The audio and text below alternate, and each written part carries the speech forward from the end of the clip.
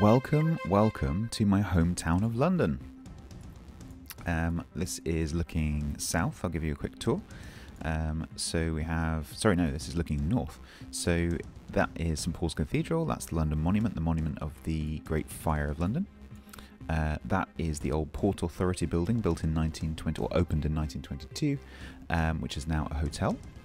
Here is the Tower of London, which is a historical home of the British monarchy, now home to the Crown Jewels. It's actually a very interesting place to visit. I highly recommend it.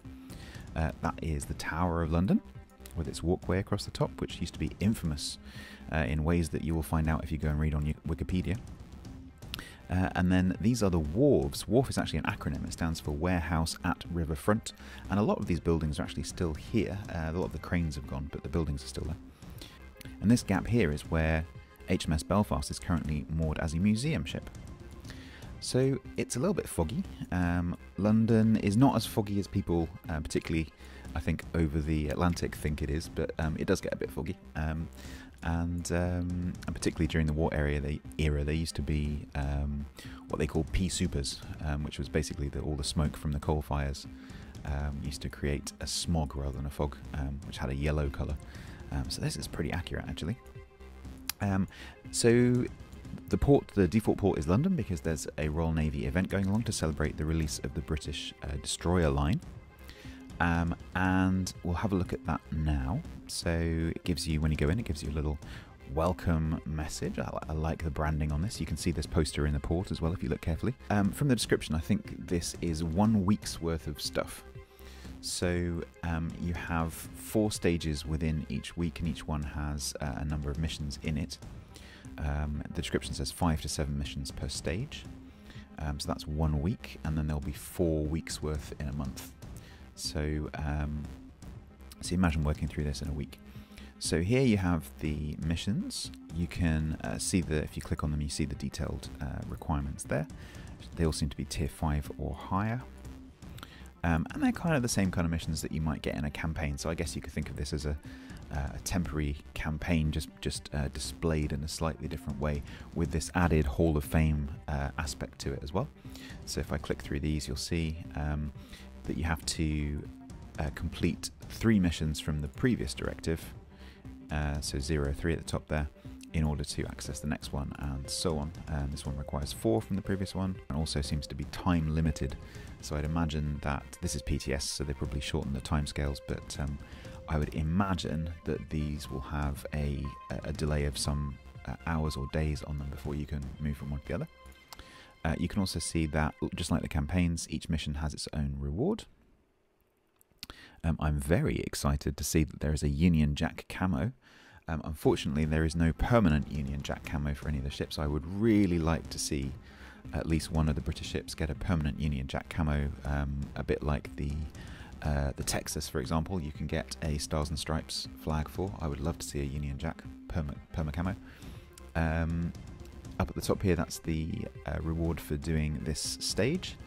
So 1 Royal Navy container, and you also get some guineas, which I'll show you in a second. And then once you've completed some of the missions here, you can go into what's called the Hall of Fame board, where you compete against other players. And if you end up at the end of the week, I assume, I don't think it's daily, I think this is weekly. And also the rules here shows you the number of points. So obviously the higher the tier you play, the more points you get. There's also a separate section for the new mode, Arms Race, which I'll show you in a second.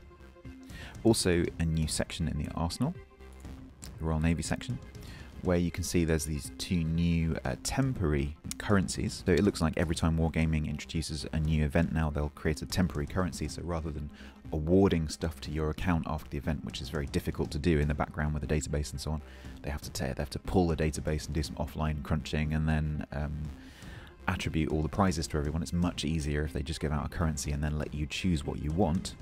I much prefer this way of doing it. So I think the detractors who are saying, oh, it's another currency, well, yeah, it is, but you know, it only lasts for the period of the event, and then they take it off you, and presumably you'll get compensated with some credits or something if you've got any tokens or this temporary currency left. You can spend the sovereigns on camos, on Bert Dunkirk, who is the brother of Jack Dunkirk, special commander. There's lots of signals here, containers. You can buy the containers. Bert Dunkirk, I think, has some special abilities. Yep, he does. That looks pretty similar to Jack Dunkirk. Yeah, I think it is. So that's the Royal Navy section. I've also noticed that they've added in this Commanders section, which I don't think is there on live at the moment. And so you can also buy John Doe with coal, and Victor with coal, and Franz von Jutland with coal. And these again are special commanders that were previously available with special abilities. Another thing in the port is the clan base. Now, I'm playing on 4K here, so I think this might not display very well. Let's have a look. Yeah. So with the UI scaling, it's displaying the clan base on the size it would have originally been. So what I'll do is I'll zoom in so you can see. So I apologise if it's a little bit pixely. You can create a clan here. So let me just quickly create a clan and come back. Okay, so this is the new clan base. You'll see it's a lot bigger. So there's a new sidebar which comes out via that interface. I notice it's also a bit more responsive than it used to be as well, which is good. Oh, you can zoom in. That's nice.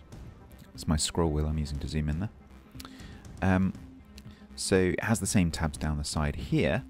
But what they will have done, I think, is they're going to completely reset everything that you've built if you currently have a clan. So if you're a clan commander or deputy commander, all your oil will be reimbursed to you. Your clan base will be completely flattened, and you have to start again because there's a lot more stuff that you can build now. And I saw on Reddit, I'll post it, if I can find it again, I'll post it here. Someone's worked out how much it will cost to completely build all the new stuff, and I almost guarantee that most clans will not have that much oil yet. And so you will have a lot of stuff to build for quite a while.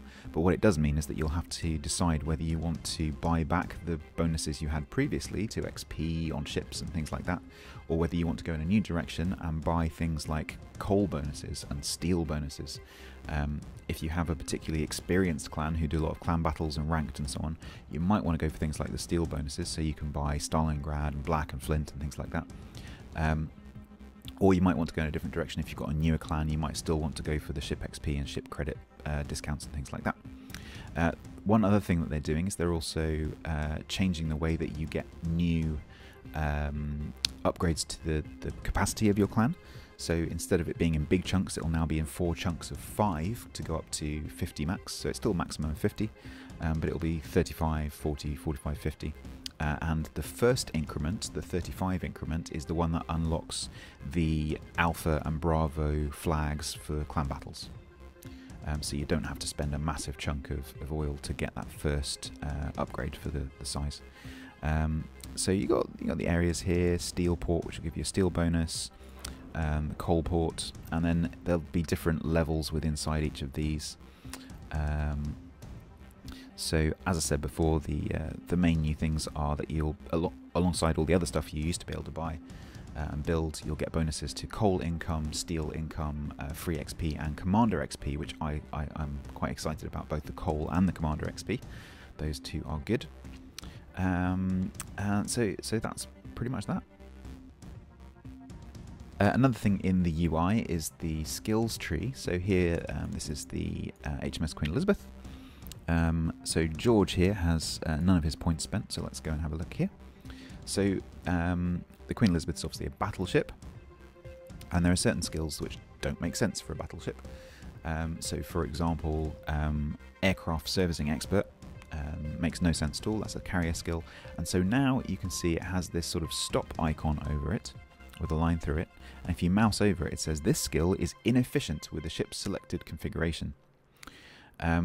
And you can still choose it, but it just warns you that this is not a good skill to choose, just in case you accidentally click on the wrong one, or if you're very new to the game and you don't quite understand what's going on here. It just gives you that extra hint that that's probably not the right decision to make. But it won't stop you if you want to do funky, if you want to do something funky. If you want to put IFHE on a battleship, then you can, and it will let you. It just warns you that it's not a good idea. I've also noticed, and they don't say this in the notes, that if I go to exterior here, and I go to signals, they've also done the same thing on the signals. So there's no way really that a battleship can cause flooding apart from ramming another ship, and so having the chance of flooding flag makes no sense, because all it does is increase your chance of detonation. So they've put the same no-go signal over that. You can still mount this, it just warns you that that's not a particularly good idea.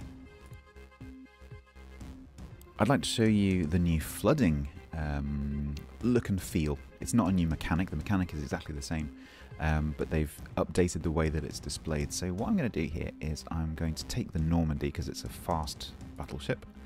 I'm going to go into a training room. I won't bore you with this, I'll skip ahead. And we're ready, let's go.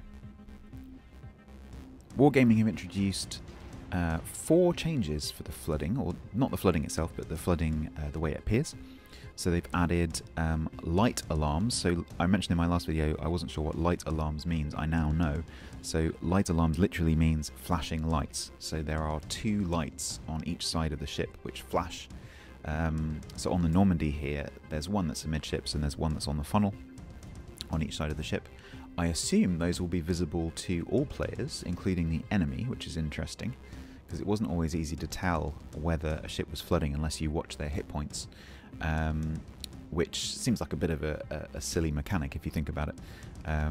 You know, the real ships don't have a hit point marker above them. So now you have a flashing alarm that you can see. Also, bilge pumps start to operate, and you start to see water being expelled. That's not a word. You start to see water being expelled from the ship at the waterline. You also get a watery frame around your game, a bit like when you have the fire alarm going on, but instead of flames, it's water. And then also over on the hit point bar over here, you will see a little flooding symbol, just to make it really clear that you are losing hit points through flooding. Okay, I am detected. I'll skip ahead to when I actually make contact, and then I'll try to get a flooding without being sunk long enough so that I can actually show you how this works. Oh, he slipped past me. Right, I gotta go back now. I hope I can get back there. I'm not that fast. Right, here we go. He slipped past me, so I had to turn around and go and find him. Okay, here we go. See if we can catch one on the nose.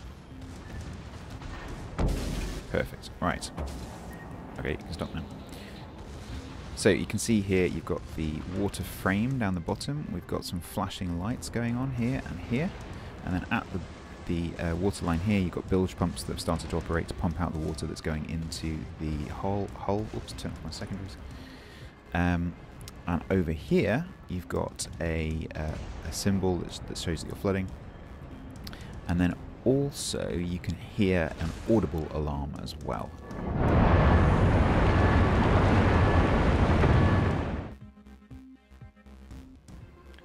And the final thing I want to show you is this. So you might have seen just now, when I clicked on this, I was expecting Arms Race, which is the new game mode, to be mixed into the circulation in with Domination and Standard Battle.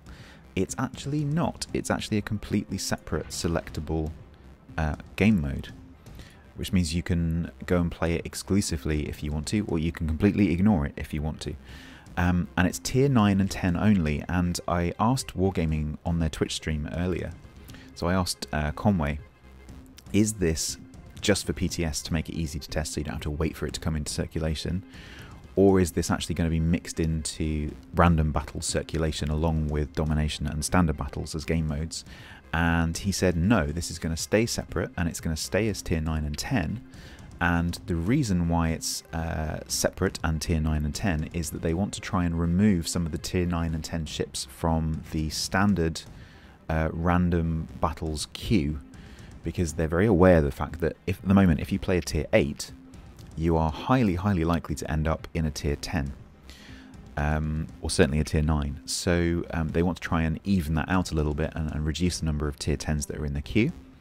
Encourage people to play 8s and 9s in randoms more, and so this is a separate game mode which is tier 9 and 10 only. And the idea of this is that I've just realised I don't have any tier 9 and 10 ships, so I'm going to have to go and grind a tier 9 or 10 ship and come back and play this later. But never mind, I'll keep talking. So the idea of this is that there are areas on the map which, when you move into them, give a bonus to you and give a bonus to any of your allied ships which are nearby. And these are temporary timed areas. Some of them pop up only after a certain amount of time or after a certain amount of ships have been killed. And you move into them, you pick up the bonus, and you keep that bonus for the rest of the game. So I would imagine that most of the ships that pick up these bonuses are going to be destroyers, because they're the ones who have the concealment to be able to get into these areas, because some of them will be in the middle of the map. So you don't want to be going in there with a cruiser, certainly. Probably not even a battleship. So destroyers will be picking up a lot of these bonuses and then passing them on to their allied ships within range. I think the range was 12 kilometers that you pass on some of the benefit to your team. So one of the jobs of the destroyers in this new mode is going to be going and picking up those bonuses for the team. Right, I'll go and grind a tier 9 and 10 ship, and I will continue when I have one. I am back, and I have a tier 10, which I have ground. It's quite easy to grind things on PTS because things don't cost very much in terms of XP, and they give you a shed load of doubloons and credits to play with. So I've got myself a Shimakaze here. The reason I've got a Shimakaze is that it's stealthy, and in Armor's Race you have to get into the buff zones to collect the buffs, and so it's really easy to do that with a stealthy destroyer, and so I figured that would be the best way to show you what's going on. So we have our Shimakaze, we are ready to do Arms Race, so let's go. There's a different sound effect for starting the battle, which is quite interesting, or joining the queue. Okay, so the way this works is, it's a points-based thing like normal, so 1,000 points to win, or reduce the enemy to 0, but there are biffs. I think there's a little bit of a typo there, Wargaming. If you capture the biffs, I think they mean buffs. There are 3 buffs, heal, reload boost and concealment, each stage of which, so there are 6 stages of each stage is worth 5%. And you can build up those 6 stages. Now if you capture the zone yourself, you get 2 stages worth. If you are within 12 kilometers of the ship that captures the zone, then you get, actually it says here 12 kilometers away from the area, so if you're 12 kilometers away, you get 1 of the buffs, so 1 of the 6, and they're cumulative. If it's contested, then the ship with the team with the most ships in the area gets it, but it's a very tight area, so if more than one team are in there, then it's going to be pretty obvious, because you're going to be right on top of each other. Now, there's no zones near us here, so I could either go across the middle and get that concealment. If I make the minimap slow, I can't. So these 2 are heal, this one is reload, and this one is reload, but more will pop up. So these aren't, so that one is not active yet, it's just telling you there will be one. That one is not active for another 1 minute and 30 odd seconds. You'll see that the circle underneath it is, if we can see the circles, yep, so the circle underneath it is white. And they go green when they're available, and as soon as you hit a green circle, or if you're in a circle already when it's white, you immediately get that benefit, and then so you get 2 levels, and then anyone else who's within 12 kilometers of the area on your team gets 1 level of that, and you can hold multiple levels at a time. Sorry, multiple buffs at a time, so you can have, in theory, you can have all 6 levels of all 3 buffs. Now, we don't necessarily want to go charging in here, because people will know that we'll be waiting there. So what I'm going to do, because I'm a Shimakaze, because I know there's probably going to be enemy destroyers, because there's several destroyers on the enemy team, 4 of whom I'm not particularly keen on meeting. So what I'm going to do is sit here, wait for my torpedoes to come up, and then spam those 2 areas, because there'll be ships heading towards them, which I'm sure my battleships will be interested in. So this guy's going in to get that buff. He's probably going to be gone by the time my torps get there, but I can try and make sure the destroyer doesn't get this concealment boost here. Here we we go. He's turning in, which is brave. He's going to smoke up as well. That may be a mistake. Let's get a bit more of an angle on him. And I think I'm just going to put all three straight down into his area there. There's the Ugamo. Now, I wonder if I can... I don't want to get too close to this Minotaur because he will feast on my tears.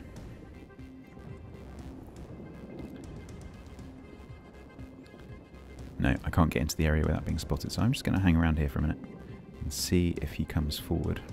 I'm going to hope that my destroyers...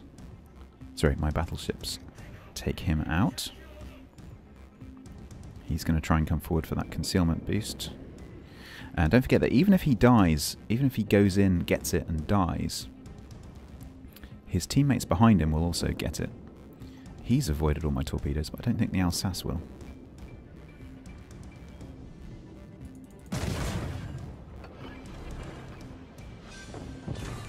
Nope.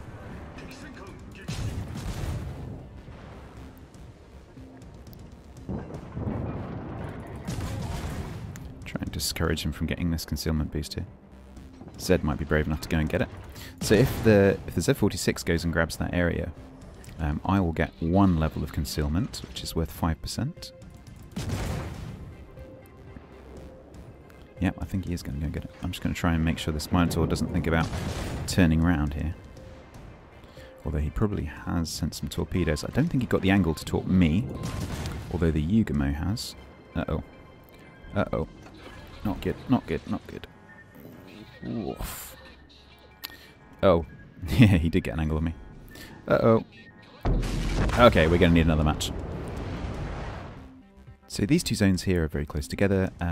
We've got 2 destroyers now. I'm not quite sure why that gearing is going away, but hopefully this Shima will be able to nip round and get the other one as well. So this is concealment buff. So this Shima here, if he grabs both of them, is going to get 2 levels from this one. And then he's going to go and get 2 levels from that one, although the Zhao is just coming in, which he's just seen, and he's breaking. But if he were to get both of these, he would end up getting 4 levels, which would be worth a 20% buff to his concealment, which is quite significant. Unfortunately, that Zhao has ruined his plans there. I think the Zhao is also going to try and push in and grab it. Concealment buff on a Zhao is also, of course, very nice.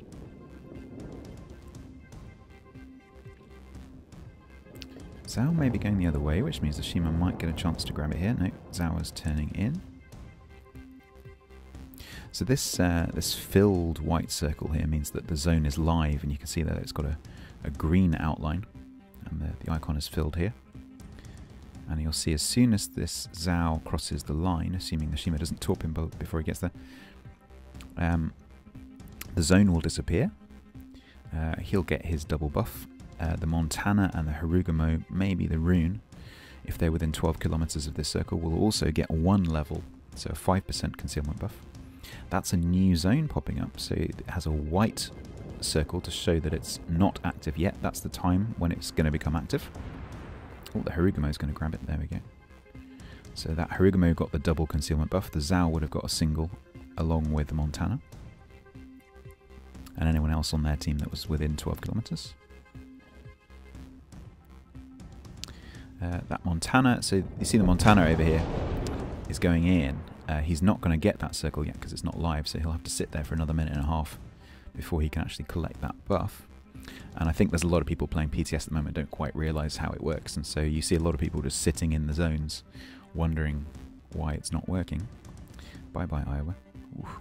So this this game mode, actually, you can see just looking from the minimap that it disrupts the way that you would normally play, and I really like that. The fact that you're trying to contest these biff zones, as they will now be known. You can try and contest these buff zones, and it mixes things up a lot. And so, you would normally always get cruisers hiding behind these islands here and here, radar cruisers, whereas now people are pushing up and trying to get into these zones, which don't always appear in the same places. And so people, ships don't crop up where you expect them to crop up. And so rather than just assuming that the Des Moines is going to be behind a certain rock, and 99% of the time they are, you're far more likely to come across something unexpected, and I really like that. It becomes far more reactionary. It tests your reactions, and so it makes it the game feels a lot more fast-paced because of that. Because you're reacting things that just crop up, rather than trying to plan too far ahead. But you can do some planning. You know, like at the beginning there, you saw me torping the buff zone, because I knew that there would be enemy ships sitting in it waiting. And so when these zones crop up, you know, especially at the beginning of the match, you can do some preemptive tactics. And just like domination, it's not necessarily a good idea to just rush headlong, especially at the beginning of the match, into the zones. You may be better off hanging back slightly, possibly even letting the enemy get the buff so that you can then punish them for being out of position or too far forward.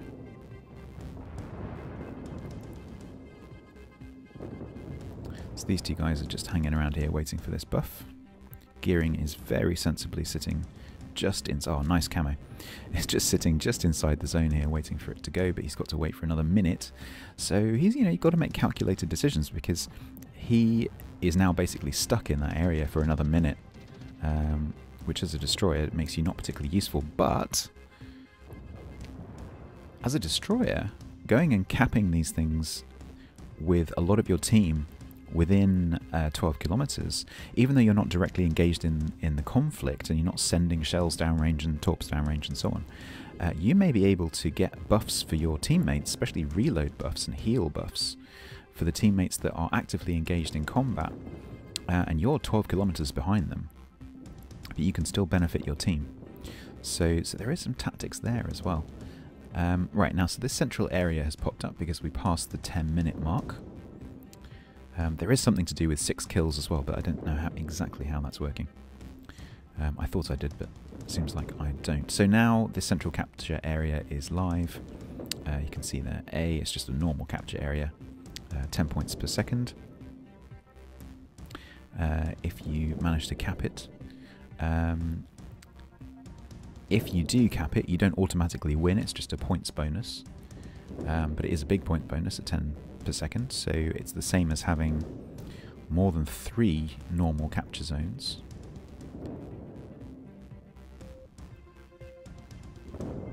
Montana's going to grab that concealment boost and rather fittingly disappears from view at the same time. You get points for capturing these zones as well, by the way, so you probably saw at the beginning there are points bonuses for capping these. There are normal ship kill bonuses as well. So you can build up a points lead before the capture area comes up. There we go. So that was 30 points for a kill there. Okay, well, that wasn't very good on my part. So we shall try that again. There we go. So you can see I've completed some British event here. There's also, at the moment, there's no achievements. So one of my stats folk asked me, are achievements available here? And the answer is no, they don't seem to be. I don't know whether that's just a PTS thing and they will become available. I played a match earlier where someone got 5 kills and didn't get a Kraken. So maybe they just not implemented it yet.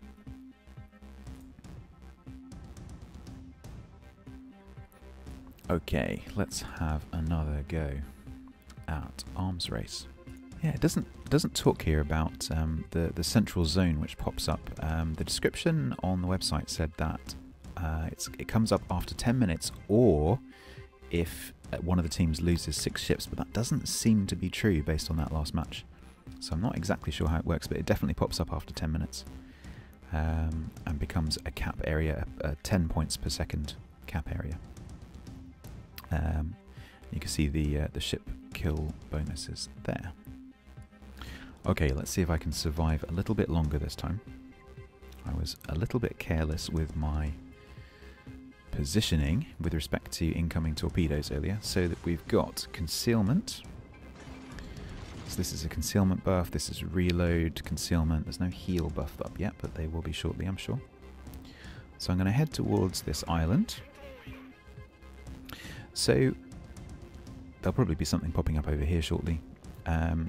So something you can do as a destroyer, as I was saying before, is you can preemptively torpedo these areas, because you know it's highly likely that someone's going to be going through it. And unlike a normal domination capture zone that are quite large, these are very small. I mean, they are not very far across at all. So with a Shima, you know, 3 sets of 5 torpedoes, you can cover that quite nicely. So someone inside is going to have a hard time.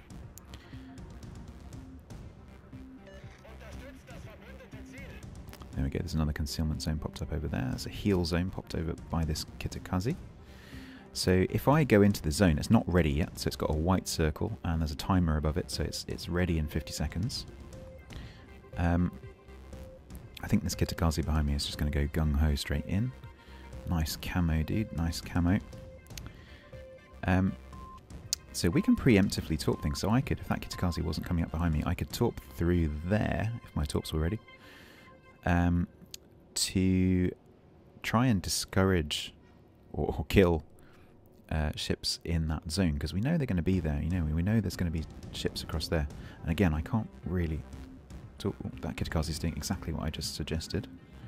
There's a Tashkent sitting in that one over there, so he's going to grab that zone. We're going to grab this zone in 7 seconds here. This will give us a 5%, no, sorry, a 10% buff, because I will get 2 levels, assuming I'm the ship that gets it. I am. So I just got 2 levels. These guys within 12 kilometers of the zone would have got 1 level, so 5%. And you can get up to 6 levels. That Tashkent is also going to get a reload boost over there. Let's go and say hello to him a little bit. I've got to be really careful in this, because there's lots of destroyers.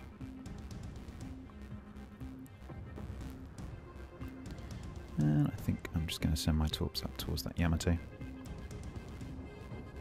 Although there's a big cluster over there, but I'm frightened of getting my own team here, so I'm just going to put some in there. Neptune's out of range. So you'll notice my concealment has now dropped down to 5, which is quite nice.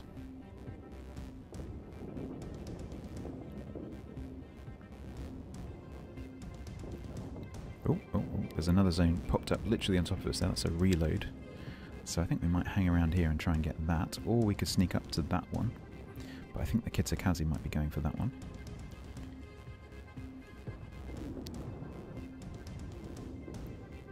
So this is one of the interesting things about this mode, is so these zones pop up randomly. I think they're on predetermined points, but they do pop up randomly. And so the 3 of us now are probably going to hang around here because we want this buff. And of course, as well as it being a team thing, because when someone gets this, everyone within 12 kilometers will get 1 level. But of course, if you are the ship that caps it, you get 2 levels. So people will want to be the ship in the zone. There we go, I just hit the enter. So I'm going to leave these guys to cap that, actually, because having 3 ships hanging around is not that useful. And I'm going to pop my speed boost. And I'm going to see if I can get up towards that heal buff up there. Maybe send some torps over towards the Mosfar in the meantime. You can press H, and now there's this new bit here which tells you which buffs you've currently got. And then down at the bottom here it tells you how many buffs you have in total. And you can have up to... I'm radared by that Mosfar. That's okay. Neptune can't see me. Yes, Kitakaze, I will support you. Mosfar radar down. That'd be really nice if you went in the way. Let's torp you instead. Just one sec. You are not going to beat me.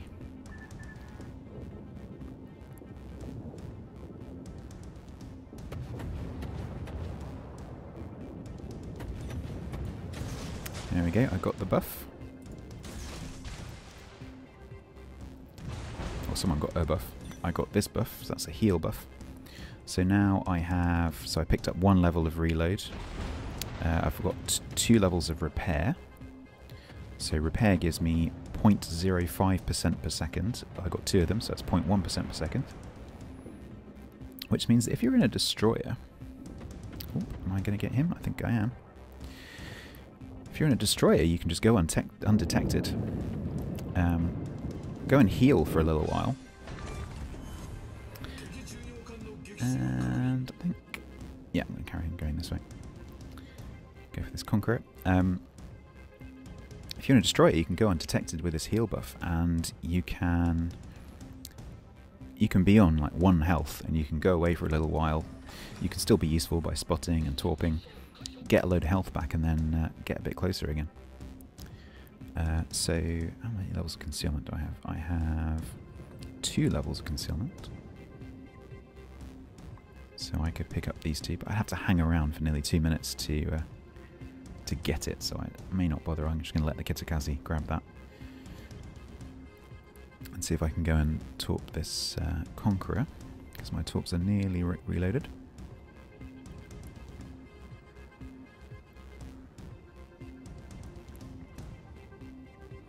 Let's just mess with him a little bit here, just in case he's got... Just in case he's paying attention. You are going to kill me, you...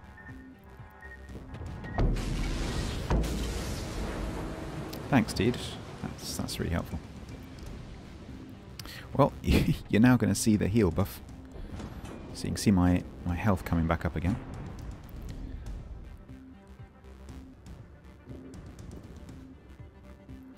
Conqueror has helpfully slowed down,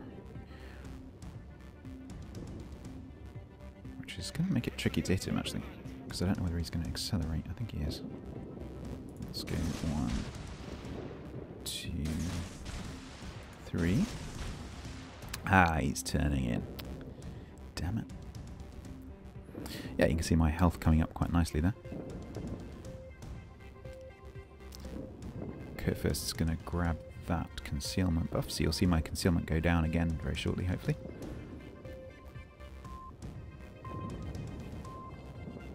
Yeah, that Conqueror is not going to have a good time.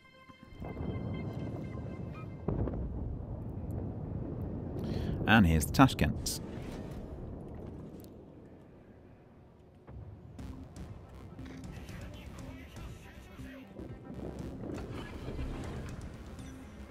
There we go, I just got another buff to my concealment, so 4.7, which actually just kept me from being spotted, which is really nice. Might as well open fire on this guy. He's not going to kill all of us, that's for sure. I have to say, I do like the Shima's guns. They are extraordinarily accurate.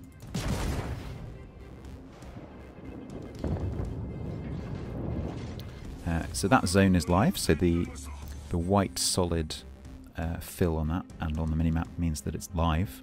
You'll notice also that the edge is green. So as soon as this Kitakazi crosses that line, he'll get a double concealment buff. I will get a single concealment buff, which will take me up to 4 out of 6. Or 20%. Which will take my concealment down even further.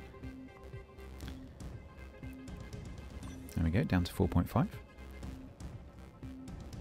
Oh, there's a heal buff here. So the Yamato's all the way over there, I might as well stay here and grab this. And then very shortly, assuming the Yamato doesn't die, we will see a central zone pop up over here in another 40 seconds.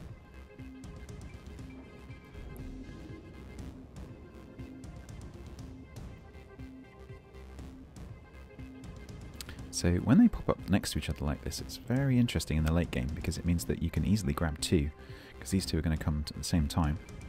So I can just hang around on the edge here, grab this one, then grab that one. Not that there's much point with only 1 ship left on the enemy team, but by way of demonstration. So 10 seconds, we should see a central zone pop up. Capping that zone does not win the battle, but it gives you a significant points income of 10 points per second. There we go, capture the key area. So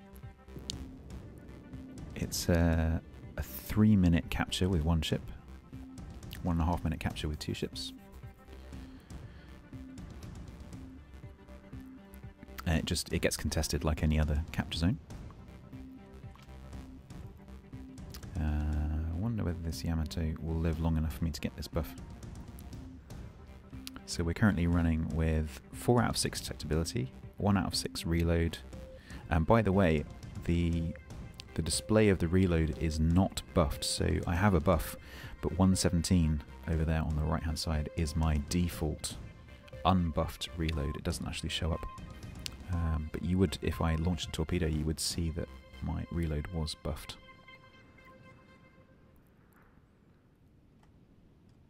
Wonder if it's... Okay, so I've got that buff, so that's repair. I can get this one as well. No, I can't, because the match is over. Well, that went well.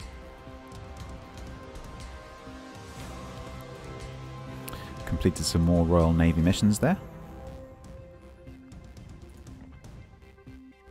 And there we go. Again, there's no achievements. Okay, let's open some Royal Navy containers, may as well. I do like this, the design of these posters, they're really good. Should give me quite a few sovereigns to go and spend. And to be honest, on the live server, I'm not sure what I would go for. Maybe Burt Dunkirk. I do already have a British destroyer commander because I have the Gallant. But it would be nice to have a special commander for that. Because I'm currently using Jack on my Minotaur. There we go. So let's go into the arsenal and see how many sovereigns I have. So I have 70 sovereigns. So I need a few more to get Burt Dunkirk there. I could get some Union Jack camos. I'm not entirely sure how the guineas is going to work. It says that you can buy Cossack with them, but I can't see Cossack in here, and it may simply be because the ships section is not currently showing on PTS. It may be in there, but you will at some point be able to swap your guineas for a Cossack. But because I can't see the Cossack in the arsenal, I can't tell you how many it's going to cost. I'm assuming that it's going to be reasonably difficult to collect enough guineas. But you will have a chance, if you do well, to buy the Cossack using guineas.